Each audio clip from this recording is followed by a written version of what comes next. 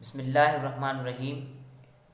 खुतबे में ॿ फ़र्ज़ आहिनि, हिकु ज़वाल खां पोइ ऐं फ़र्ज़ खां अॻु पढ़िजे। नंबर ॿ, खुतबे में ज़िक्र इलाही हुजे। आलमगीर में इन जो दलील आहे। मसइलो खुतबे में चंद सुन्नतूं आहिनि। आस्ते अऊज़ु बिल्लाह पढ़ी पोइ खुतबो शुरू कजे। जमात खे साम्हूं थी बी पाकाई सां खुतबो पढ़िजे।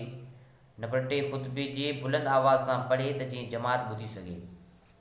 नंबर चार, खुतबे जे मुंड में हम्दो सलात बैद अल्लाह तबारक व तआला जी वहदानियत ऐं हुज़ूर अलैहिस्सलातु वस्सलाम जी रिसालत बाबति शाहिदी वारा अखर पढ़ी ऐं घटि में घटि 3 आयतूं क़ुरान मां पढ़ी ऐं वहज़ नसीहत करे।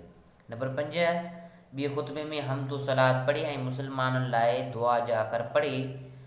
मसइलो हुज़ूर अलैहिस्सलातु वस्सलाम जी ॿिनि चाचनि ऐं 4 असहाबनि जा नाला खुतबे में वठी उन्हनि ते सलात पढ़णु मुस्तहब आहे। इन जो दलील शामी में मौजूदु आहे। नंबर 6, खुतबो वधि में वधि तवाल मुफ़सल जेतिरो हुजे जंहिंजो अॻियां बयानु गुज़रियो। नंबर 7, ॿिन्ही खुतबनि जे विच में 3 आयतनि पढ़णु जेतिरो क़दुरु वेही अहिड़ी रीति खुतबे खां अॻु खुतबे जी बांग वक़्तु वेही। आलमगीर में मौजूदु आहे इन जो दलील। मसइलो खुतबे लाइ जॾहिं इमाम मिंबर ते चढ़े त पोइ नमाज़ न पढ़िजे, न ई कंहिंसां गुफ़्तगू कजे, बल्कि वेही खुतबो ॿुधिजे। जेकॾहिं खुतबे जो आवाज़ नथो पइजे त चुप रहे। आम कुतब में इन मसइले जो मौजूदु दलील आहे। मसइलो जॾहिं ख़तीब हुज़ूर अलैहिस्सलातु वस्सलाम जो नालो वठे या सलात वारी आयत पढ़े त सलात शरीफ़ आस्ते पढ़िजे। मसइलो खुतबो अहिड़ी रीति वेही ॿुधिजे जहिड़ी रीति अतहियात लाइ वहिबो आहे। इन मसइले जो दलील आलमगीर में मौजूदु आहे। मसइलो जेको माण्हू खुतबो पढ़ी उहो ई माण्हू नमाज़ पढ़ाए। जेकॾहिं खुतबो हिकिड़े पढ़ियो ऐं नमाज़ ॿी पढ़ाई त बि नमाज़ दुरुस्त आहे, मगर ईअं करणु चङो न आहे। आलमगीर में इन मसइले जो दलील आहे। मसइलो पहिरीं बांग ॿुधण सां पंहिंजो कारोबार बंदि करे जामे मस्जिद ते वञिजे।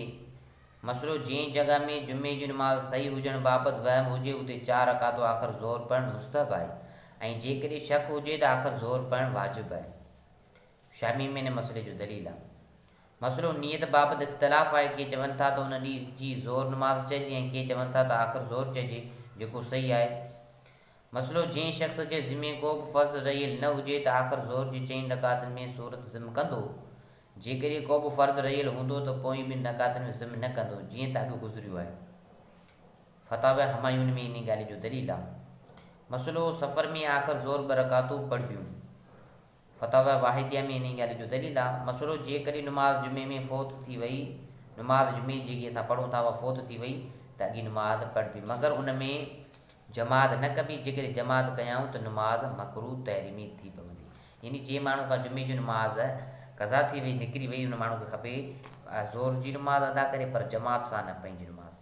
त अल्लाह पाक खां दुआ आहे असांखे इन जुमे जी नमाज़ जे मुतालिक़ मसइलनि ऐं शर्तनि ते हलण जी तौफ़ीक़ अता फ़रमाए। पर जेके मां अॻु में ॿुधाया मिस्र जो हुजे, अॼुकल्ह उहे दौर न आहिनि रहिया। अॼुकल्ह कंहिं जामे मस्जिद जेकी वॾी आहे जिते जुमो अदा थिए, 5 वक़्त नमाज़ अदा थिए, त उते तव्हां जुमे जी नमाज़ पढ़ी सघो था फ़र्ज़।